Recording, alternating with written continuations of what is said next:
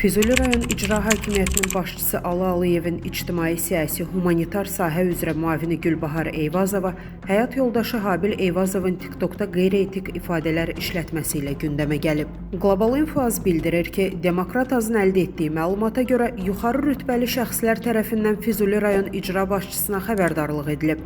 Ona dövlətin etimadını doğrultmadığına dair irad bildirilib.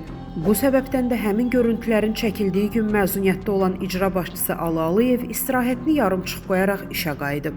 Qeyd edək ki, icra başçısının müavini Gülbahar Eyvazovanın həyat yoldaşı TikTokda qeyri-etik ifadələr səsləndirib. O içkili halda canlı yayım açaraq dinə, namaza istehzalı münasibət sərgiləyib, həmçinin söyüşlərdən istifadə edib. Məsələ ilə bağlı Füzuli rayon İcra Hakimiyyətindən bildirilib ki, sürücü Habil Eyvazov uzun müddətdir icrada çalışmır. Bugün isə Gülbahar Eyvazova işdən ayrılmaq üçün ərizə yazıb. Onun müraciətinə baxılacaq. Əziz izləyicilər, xəbərlərdən məlumat əldə etmək üçün kanalımıza abunə ola bilərsiniz.